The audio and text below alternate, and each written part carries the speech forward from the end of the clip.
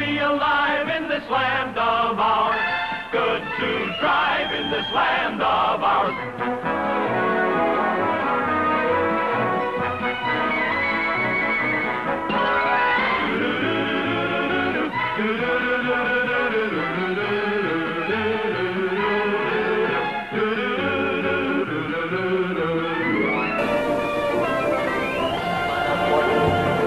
Hello, Canada hockey fans in the United States. The Hockey Time Machine.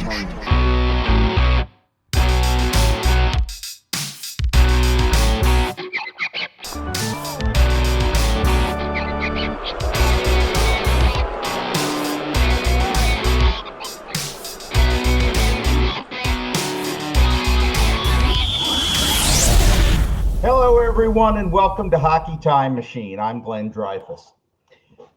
You know what this is? Yes, it's a yellow box. Very good. But you know what also? This is my stash of hockey cards that I rescued from the garage.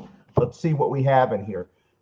Oh, we have a Ross Lonsberry. We're going to tell a really good Ross Lonsberry story later on.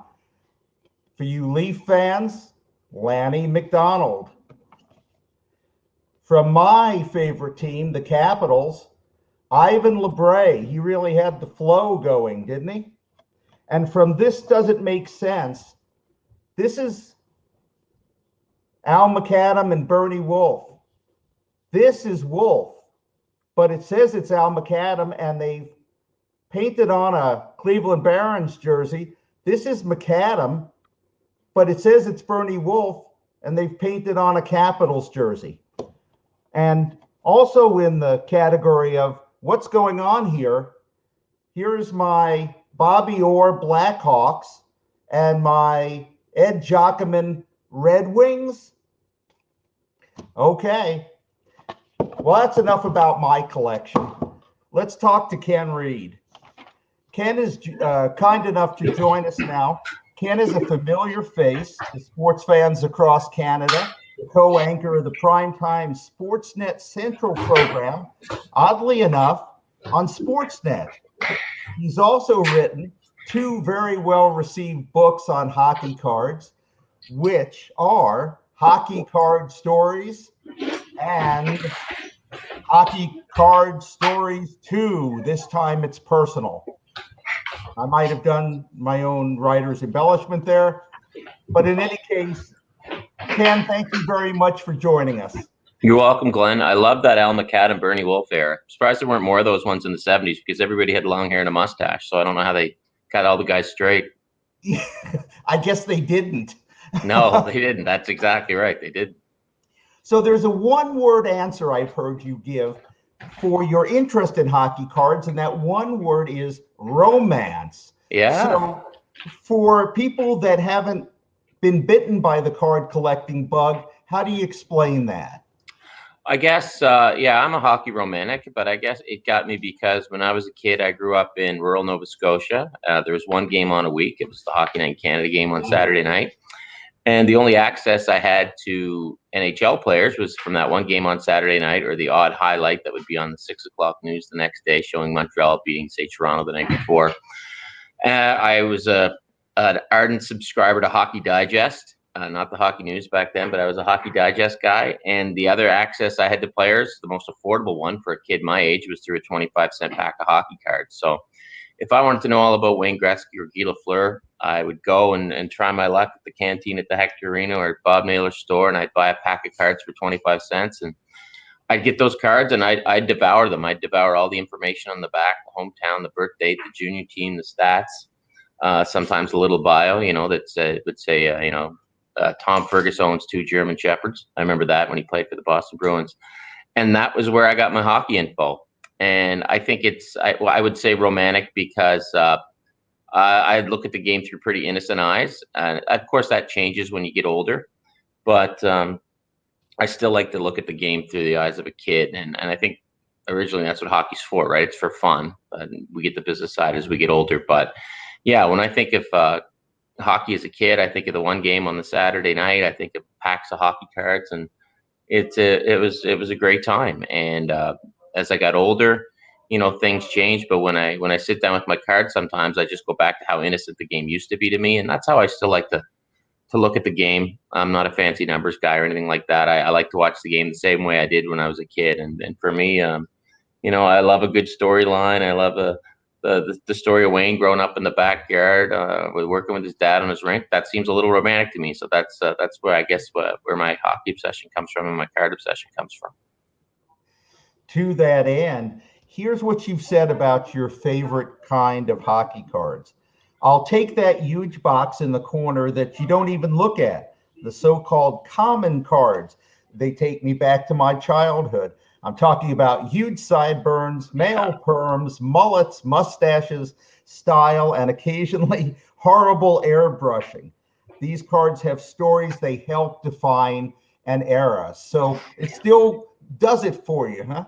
That's exactly the box you have. That's the box I want to dig into, that box you opened. And I mean, the Bernie Wolf, Al McAdam thing is a perfect example of the cards I love, right? No one's going to pay you millions of dollars for those, but each card has a story, and they're all little pieces of hockey history. To some people, they're a lot of money, and don't get me wrong, I buy and sell cards as well.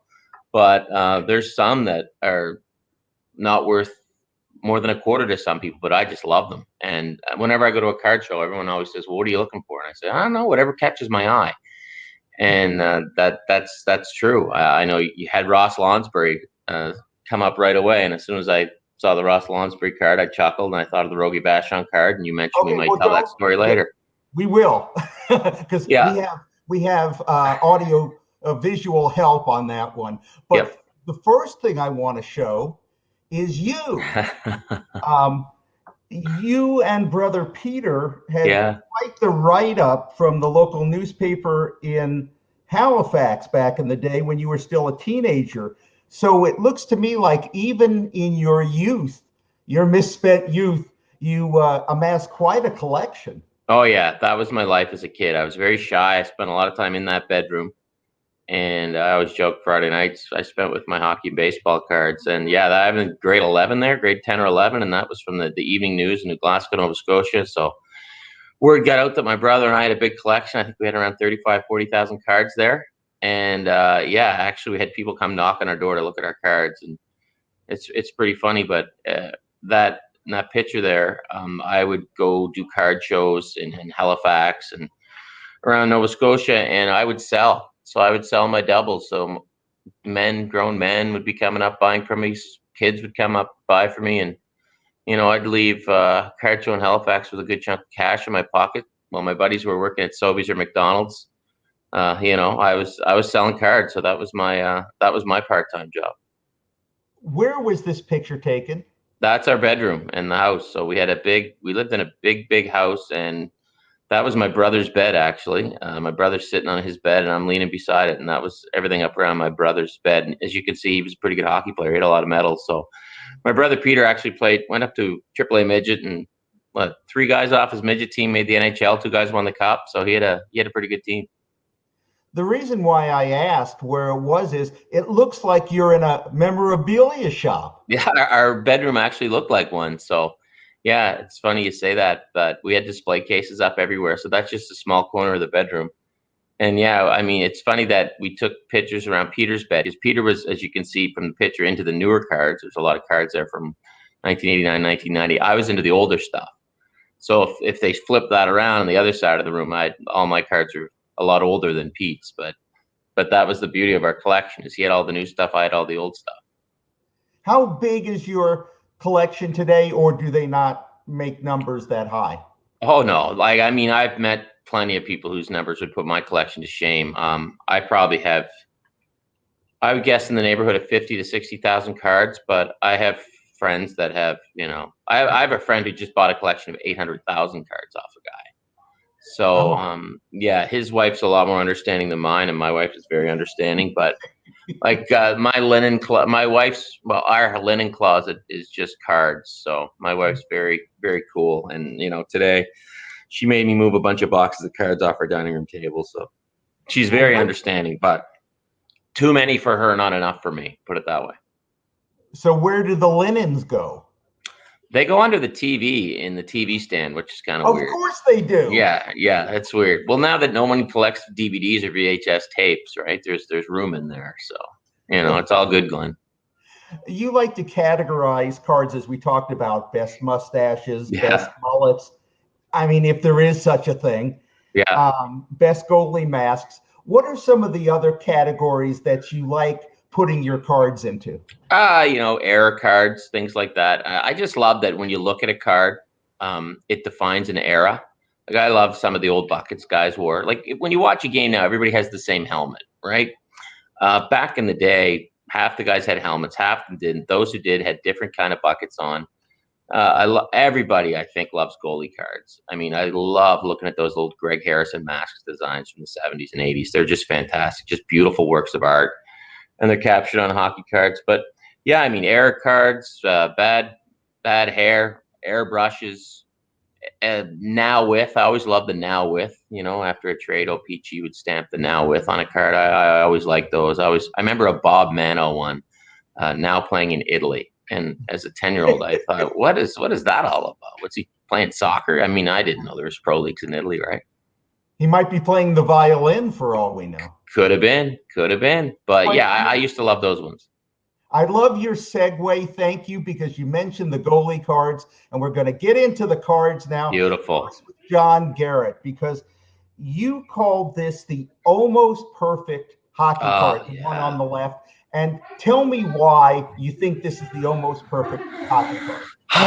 Yeah, I mean, to me, that card epitomizes everything about an 80s goalie. Johnny's stand up. He might be going into a 2-pad stack there. He's probably just taking warm up.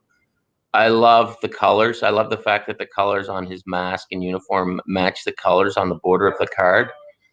So I think it's perfect that way. Actually, he's probably not taking warm up, because it looks like sort of the defenseman diving in front of him. So yeah, to me, it's almost perfect, because that epitomizes the era.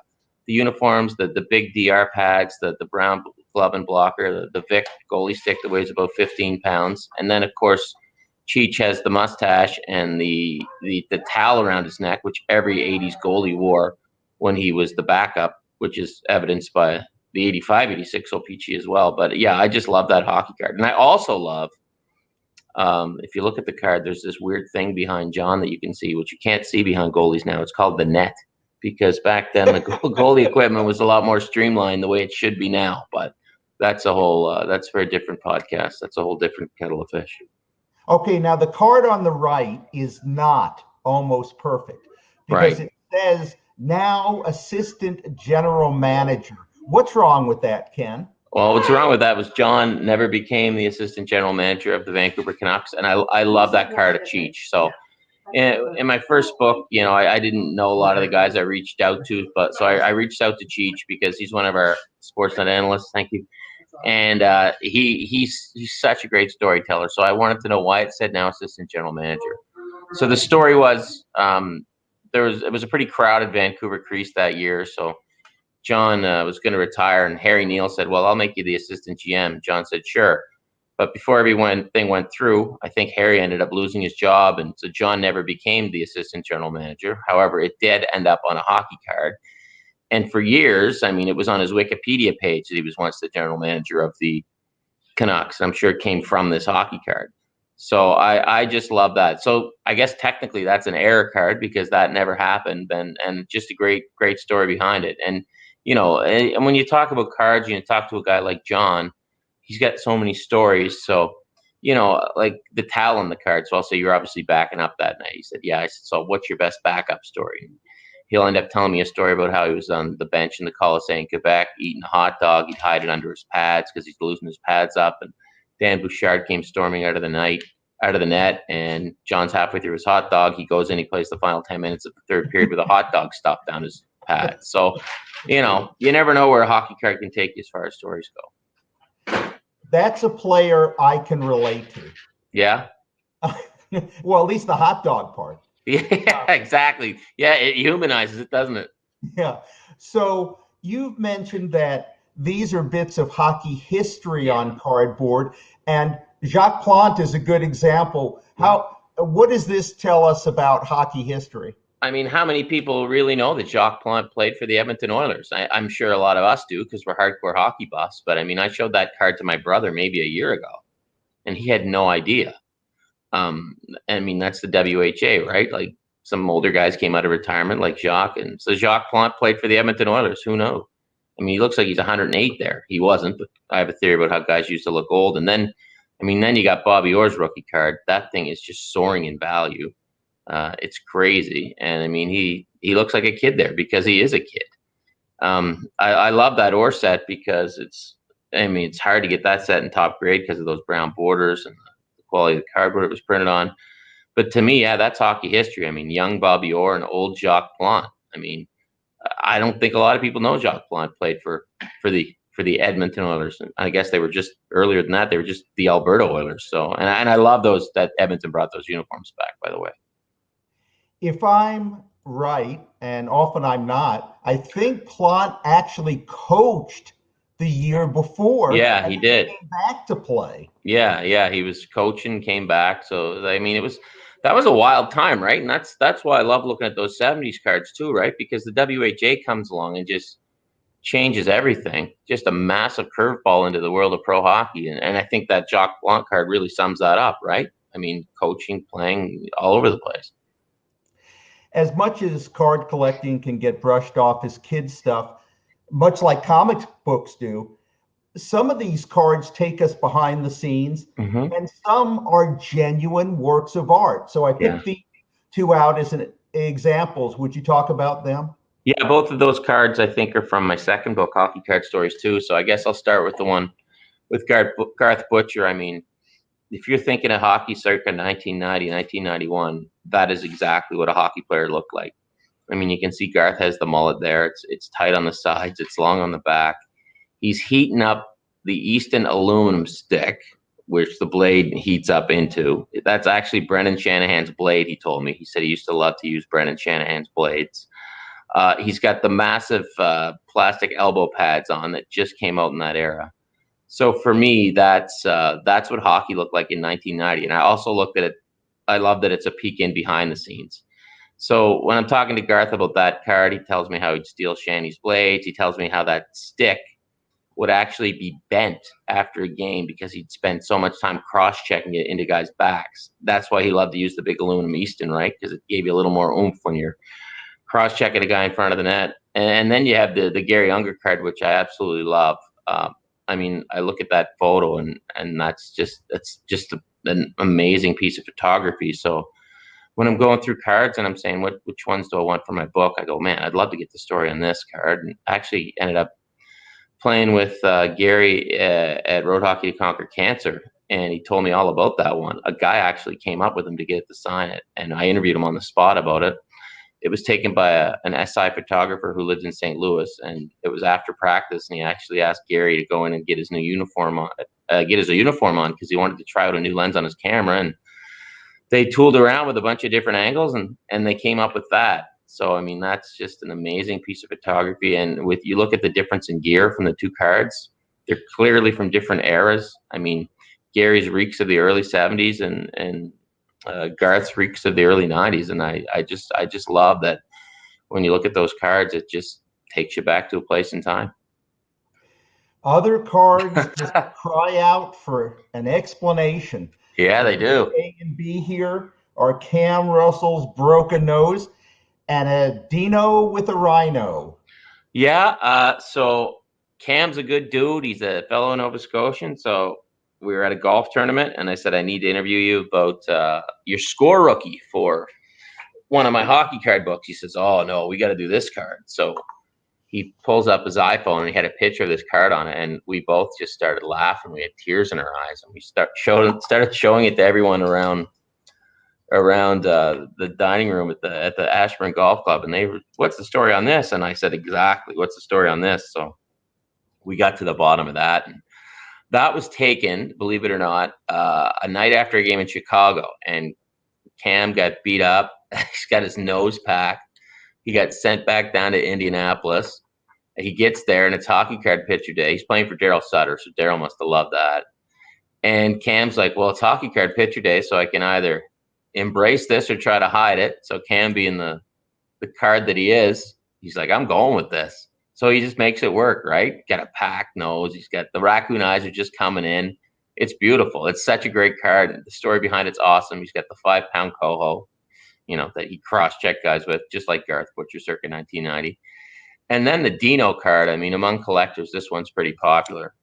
In the 90s, so many card companies came out, and they're trying to outdo each other, right? Like get these crazy photos. So the story on this one, and when I called Dino for a hockey card story, he knew exactly which card I was calling about. The funny thing about this card is it's also airbrushed. So this card, the picture was taken at Busch Gardens when Dino was playing for Tampa, and the deal was, hey guys, we're going to take you to the zoo or Busch Gardens, and we're going to do a calendar shoot for the team. So he takes the picture, and a few months later, I mean, he's eventually traded to Florida, and a few months later, it shows up on a hockey card with the Panthers logo airbrushed on that golf shirt he's wearing, and for some reason, you have Dino Ciccarelli with a rhinoceros on a hockey card. I don't know why that decision was made, but it was made, and Dino's talked about that card quite a bit for the past 23 years or so. Well, thank you for explaining that mystery. Another type of story that cards help to touch on is that not all great players back in the day made it to the NHL. So What is the story behind Douglas MacNeil? Oh, man, you guys did your homework. This is fantastic. Yeah, this Douglas MacNeil card's one of my favorites, a.k.a. Duggar MacNeil. He went into a career in politics in Nova Scotia. He was a member of the Legislative Assembly. His son, Ross, owns Duggar's Menswear, which his dad owned, on Spring Garden Road in Halifax. If you're ever looking to get some good clothes, go see Ross. And so Duggar played in the Quebec Senior League, which, as a lot of us hockey nerds know, was probably the second best league in the world outside the NHL back in the late 40s, 50s. So, yeah, Duggar played in that league. Fantastic hockey player. And then as far as baseball cards go, that's my favorite. Gary Carter 82 O-Pee-Chee. And I just have such a fond memory of that card. I just remember pulling it out of a pack when I was a kid. Walked down the street from my grandfather's house, and Gary was my favorite player. And it's kind of like that Garrett card we showed earlier. The colors are perfect. And, I mean, the colors are absolutely perfect on that card. So, yeah, those are two cards that, again, aren't worth a ton of money. But to me, they mean something to me as a collector. So Duggar's one of those guys that if the NHL was around today, he'd definitely be in the NHL. Back then, 6 teams. He never got a shot. That Gary Carter card's probably worth 50 cents a dollar. But, I mean, I got several copies of it, so it means a bit to me.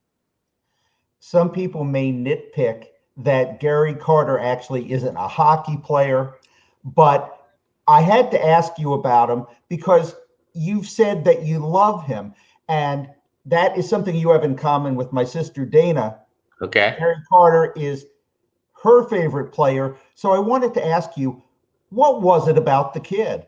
Well, his number's up at the Bell Center, right? So maybe he does qualify for this. I think that's exactly what it was. As a kid growing up in Nova Scotia, I loved the Expos. Was not a Blue Jays guy. I loved the Expos. And I think what made him so appealing to kids was he played like a kid. So when you watched him, you kind of saw yourself. He was, he was always, he loved the camera. They called him Lights when he played for the Mets because he was always in front of the lights and cameras.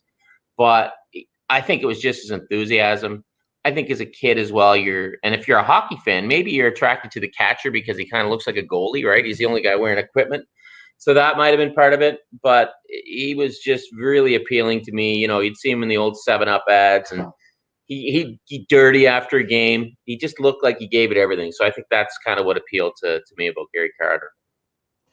We're down to 3 slides left, Ken, and our final category, which is my favorite and maybe yours too, the absurd. Okay, here we go. The people who make sports cards either have a warped sense of humor. I actually can't come up with any other explanation. And I don't know if you've seen the next couple of cards, but in the category of things I didn't know I needed. Okay. Hockey card in a can. Yeah, I don't know if I need that either. What? Do you have any idea what that is? Both of these cards, if you want to call them that, just epitomize the craziness that was the 1990s, right? I mean, hockey cards boomed. The prices the companies were playing to the league boomed. The PA and the league started making a lot more money off their faces and off their emblems. And basically, companies, Pinnacle, which is Score, and Studio, which was owned independently, I believe, they couldn't basically make enough products. So they just started cranking out images on everything, and apparently in everything, because a hockey card in a can, first ever hockey card in a can, okay, if that's what does it for you. So yeah, I mean, that screams of the 1990s. It screams of the overabundance of the junk wax era. And yeah, the companies put a dent in what was yeah, I mean, I don't really blame them, because it was a license to print money back in the day, but a lot of people got a little too greedy, and we started seeing cards on everything and in all kinds of different shapes and sizes, and I mean, everywhere. That just, to me, epitomizes what the card boom, I guess, was like when it finally blew up and jumped the shark. Now, as promised, Ross Lonsberry. And Ken, I know two heads are better than one, but not on the same body, right? Yeah, that is Jeff Merrick's favorite hockey card. Ross Lansbury, Rogie Vachon. I think Jeff was the first guy to tell me that. Well, it's pretty obvious looking at Rogie that it's an airbrush, but Jeff, I think, was the first guy to tell me that it was on Ross Lonsbury's body.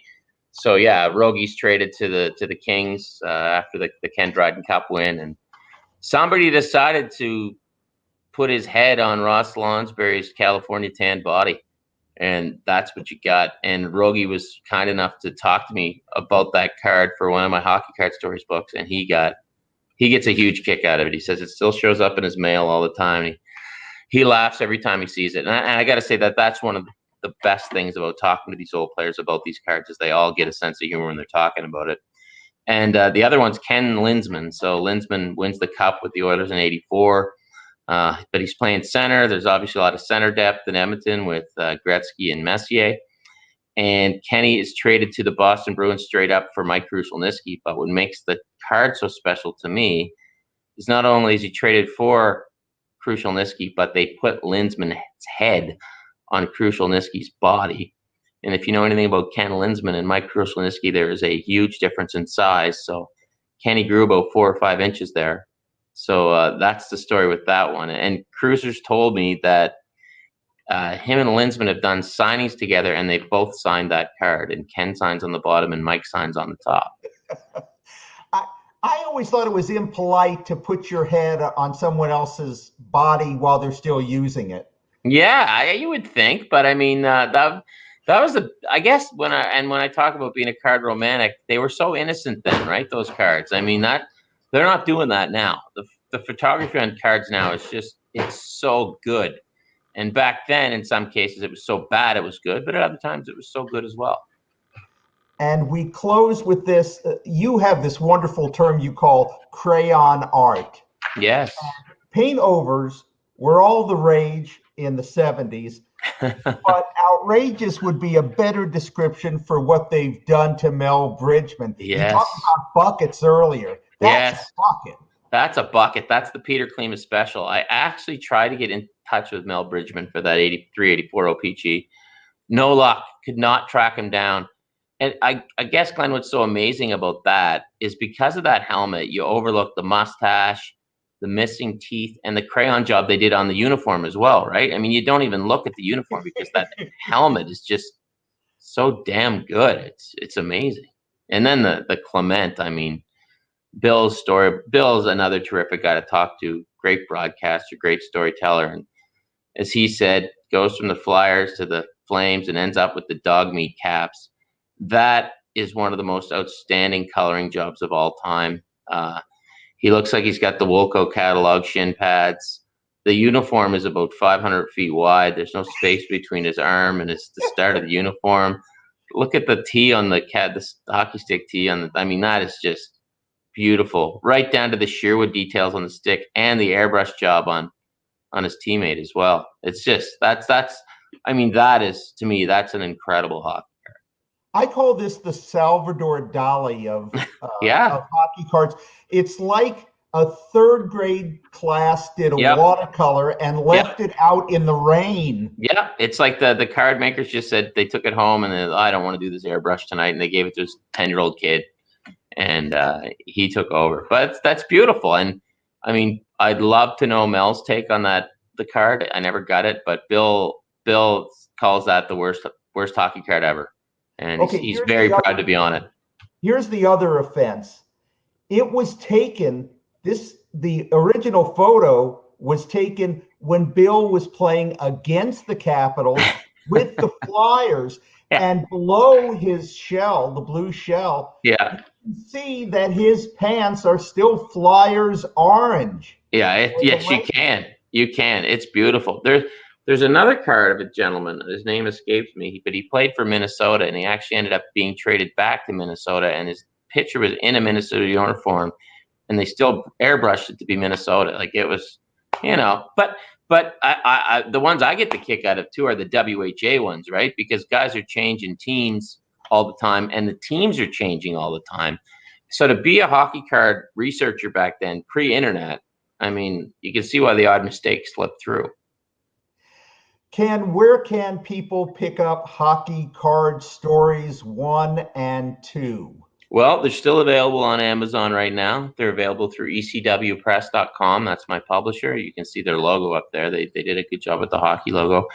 But if you can, please go out and support your local bookstore and see if the book's in your local bookstore. They may or may not be there. I still see them in bookstores sometimes. But if you can't get them there, get them online at Amazon or ecwpress.com. There's lots of fun stories in there. Ken, it was such a pleasure to be able to talk to you. I've read those books. I enjoyed them. I laughed at them. And to be able to talk to the author is a real pleasure. Thank you for sharing your stories. And please keep doing what you're doing. We need the laughs more than ever. We do, Glenn. Good point. And thanks for reading the books. It's not rocket science, right? It's pretty easy read, as a lot of people told me. 59 trips to the loo when they were done in my book. So I enjoyed writing them, man. Thanks for your interest. I appreciate it. How did you end up at 59? Probably laziness. I mean, you need 60,000 words or so for a book. So I figured, if I do 1,025 words per story, I could probably get to 60,000, somewhere around there. I actually had 60, but one player called and said, "Oh, that stuff I told you were lies." The guy went a little cuckoo. So I said, "Well, I'll just take you out of the book." So I guess that's how I officially ended up at 59. You could have done 61 on the next book just so it evened out. That's a good point. Yeah, the law of averages. Yeah, I could have done that, but I spent too much time getting creative with the title for the follow-up book. I think that's what took me off the rails there. You should have added, "This time it's personal." I should have. That'll be the third one. If I'll get a GoFundMe page going to pay me for the third one. Yeah. Well, speaking of paying, you have a paying job you need to get to. So I'm dressed up for it. I very much appreciate the time. You got it, Glenn. Thanks, man. Appreciate it. Okay. Bye-bye. Bye-bye. I think we have a great privilege now because I can see, although you can't see, that Scotty Bowman has returned to the room where his camera is. And as soon as he is done with the phone call he's on, he'll be able to join us and talk about his card collection. How are you? Hi there, Scotty. It's our great pleasure. Now, even though I say it's my great pleasure and we've never spoken before, but I have every reason to be sour towards Scotty Bowman. And here's why. I grew up a fan of the Capitals. And in the first 45 games of their existence against Scotty Bowman coach teams with the Canadiens and the Sabres, your record against the Capitals was 42 wins, 0 losses, and 3 ties. But everything I've seen of you, you are so gracious that I'm not going to hold a grudge. And I hope you won't hold a grudge for that rotten introduction I just gave you. No, I got a good present for you. Hey, a Scotty Bowman Canadiens card. That's not triggering for me at all. But Um, I got, this is a tops one, but the other one is, I don't know why my card went up for a while and then it stopped, but it's 74. And I know the O-Pee-Chee one, as most cards you know in the hockey, you and Ken, the O-Pee-Chee ones always seem to be worth a little more. Is that right? so Paul sent me a video that I'm going to play of your, he called it the man cave. Can we play it for you and you can Sure. kind of narrate what these things are? And then when it's done, we'll let you show off whatever you want to show off about your collection. I don't want to show off very much. I just need some advice, so I'm gonna get onto it now. Oh, here's my house now. Yeah, Yeah, I see the grandfather clock with Stanley Cups in it. yeah, and here's the pool table with a lot of sticks and oh my goodness, somebody. Yeah, that's from. Yeah, there's my seats from the Montreal Forum. My wife sat in those seats. Here's my Gretzky card. There's my Bobby Orr card. You just missed that. Yeah. There's the President Bush and now Clinton. Yeah. And that's the All-Star teams. Yeah. And there's some sticks in the back and there's some cards. I don't know what else he's showing now. He's looking at something else. I don't know. That was that. That's there's my Stanley Cup miniatures. Yeah. Yeah. And Detroit. And so they were doing a show for a W5. These are my books I kept from my junior days. I coached that'd be in the 60s. And then I got all my expenses. I'm showing them all my trips. Meals and tips, $6, 1961. Gas, $8. So yeah, that was pretty funny. But no, we got started. My sons were teenagers in the 80s, and my one of their relatives was into baseball cards, and that would be about the mid 80s. And then I started to say to the boys, why don't you start in hockey? I can give you some of the up and coming rookies that are going to start in the league. And so we started to collect rookie cards. And I didn't have any of them graded though, Glenn. You know, that's what I think what I want to do now is somebody told me there's a big show in Toronto in the springtime, and maybe go there. I'm reluctant to send the cards by FedEx or, you know, in case they're lost. Like some of the cards, I got Gretzky, Lemieux, Michael Jordan. I've got a baseball card. I was going to ask you about it. Sandy Koufax. Oh, yeah. His Sure. rookie card. Now, here's what I wanted to ask you people that know about cards. When I first started collecting, they didn't want you to sign the card. They didn't want anytime you signed the card, if you can remember, we're talking like 35, 40 years ago, that devalued the card. But they said now a signed card, legitimately signed with a picture taken and authentic, does that increase the value, or in your opinion? Well, my opinion doesn't matter, but the people I've listened to who their opinion does matter say that you're exactly right, that for whatever reason, there has been a 180 done where right now a signed and authentic signature actually does make a card more valuable, although historically it would actually devalue the card because when it personalizes it, you know, you wouldn't want to Tom, you know, if you're not Tom. I meant like there's some people I know that if I wanted to get a valuable card signed, Yes. like not to myself, just their autograph on the card, because, you know, there's a lot of people, I haven't been like that, but I know a lot of people and they have their own reasons for it. They're very careful. If they ever sign anything, they put it to the person that wants the autograph. They've you know, they got a higher value on their signature. I get a lot of fan mail and I send it back. I mean, I know some of it is probably resold, but you know, you get letters from young kids and that, and I sign them all. And as long as they send me an envelope, to my home, and in a self-addressed stamped envelope. I generally send it back unless I know the guy's bothering me with putting them online and everything. But no, that was what I was going to ask you about. Is like, I know that on the cards, the grading of the cards is crucial now. Isn't that the whole secret? Yes, that's right. In part of the off-camera interview that we did with the owners of the card shop, Mark and Donna, they specifically said that authentic signatures increase the value of the card or whatever is signed. So you'd have to get proof that you'd have to have a picture, you and the whoever was going to sign it, having him sign the card, so you have proof that it wasn't some fake signature. Yeah. Sometimes you can get a certificate of authenticity and have a notary sign it or something like that it was signed in the presence of other people. There's other ways to do it, but yes, you have to have some proof. Well, it's been a lot of fun. I got a lot of memorabilia, and my kids are involved. It's theirs, really. A lot of it's theirs, but they haven't taken it away from my basement yet.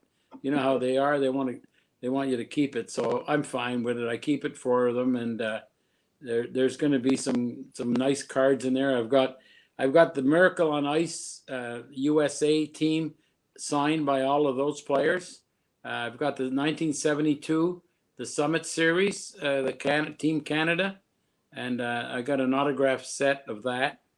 And so I've got some good cards in my collection that I know are going to be valuable eventually for whoever ends up with them. So it's I haven't done it. I haven't really collected much, as you could imagine, Glenn, after the early mid 80s or 87, 88, when they started flooding the market, is when I got disinterested. And I also if you had to run out of the house and you could only grab one or two items, what would you grab? Oh, I mean, the Bobby Orr card. I got two Bobby Orr. I bought them in Boston in the 70s.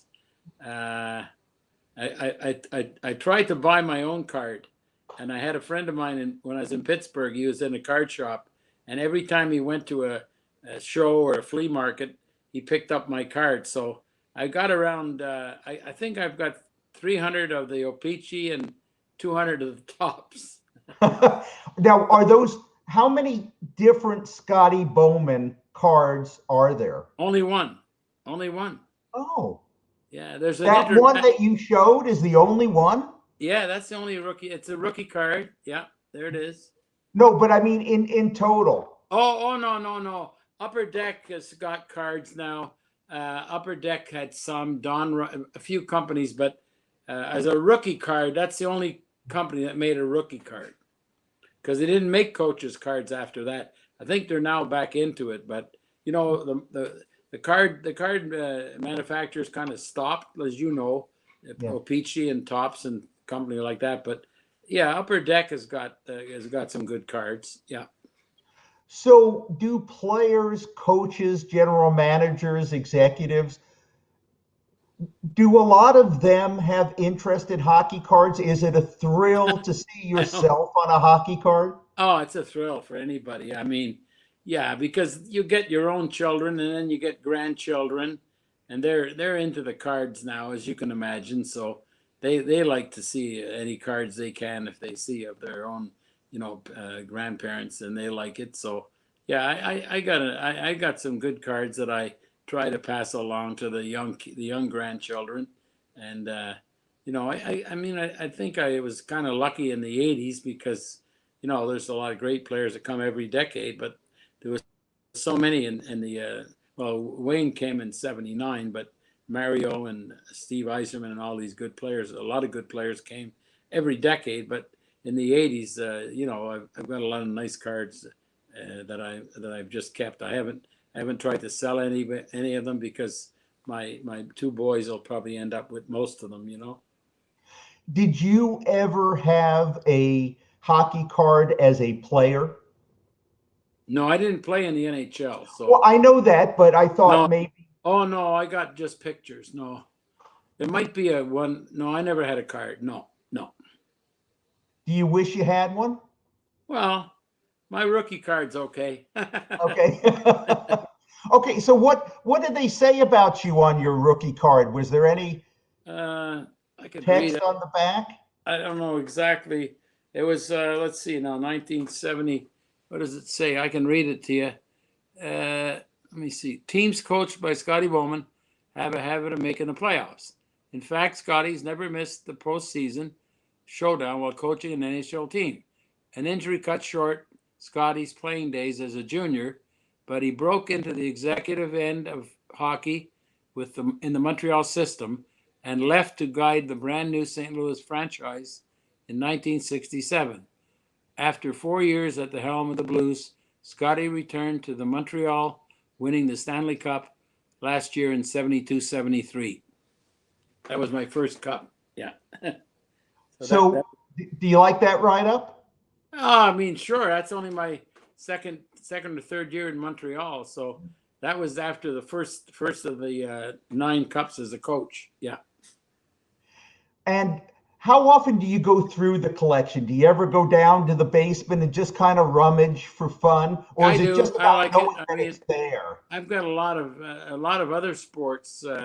You know, I got a beautiful picture of Jackie Robinson playing for the Montreal Royals with M on this cap, and you know, a lot of those kind of things. Letters from the presidents, not just hockey cards, but I've got a lot of other cards too.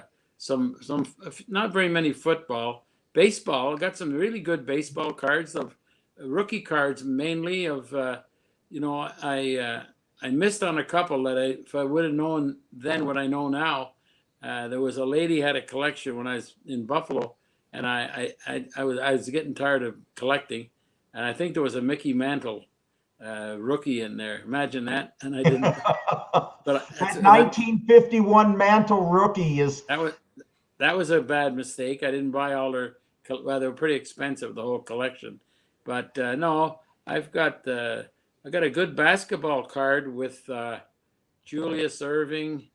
And there's 3 Larry Bird, I think, and Magic Johnson.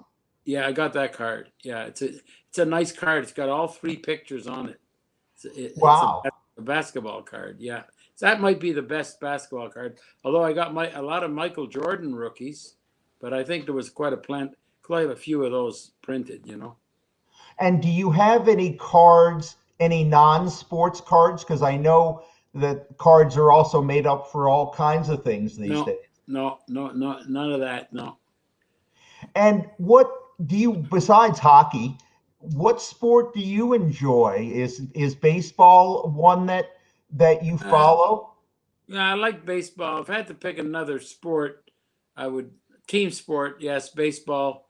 Individual, of course, I like to follow golf. You know, because I was a walking scorekeeper in a couple of big tournaments. I enjoyed that, and that was a wonderful time in my post hockey life.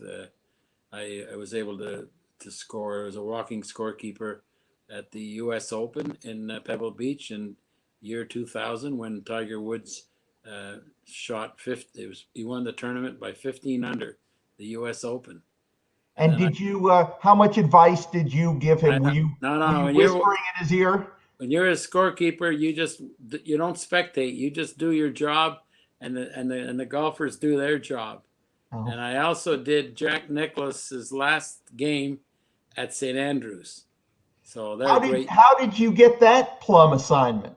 A friend of mine that was in on the scorekeeping was able to offer me this opportunity. And I went to the British Open in 1995, the first time. And then I went back a couple of times later, 2000, when Tiger won. I got to the U.S. Open. I did another tournament I think it was in Dayton, Ohio. Arnold Palmer, his last competitive tournament. So they're great memories. I got nice pictures of those tournaments, you know. And you mentioned golf and versus normally in hockey there are 18,000 screaming people. Now up until they started letting people in. It's been a little bit more like golf, where it's been very, very quiet. How do you contrast the golf athletes who perform with no noise versus the hockey athletes who perform with a constant roar? Yeah, it's the opposite. You're right, but it's such an individual sport, and you're concentrating, and it's so crucial. Not every shot, but many of the shots are so crucial, and you got nobody to blame and nobody to help you except yourself. So it's those individual athletes are special. They probably are different than team athletes, but nevertheless, they've got their niche in sports, So I have to run, Glenn, now, and I wish I had a little more time, but I got something on my plate I have to take care of. Okay. So thanks for interviewing me, and I'll if you need a card, get a hold of Paul, and I'll get you one. Scotty, this is the first time we've had a chance to talk, and as always, you were tremendously gracious, and I will always appreciate it, and maybe we'll even get to do it again sometime, but thank you so much.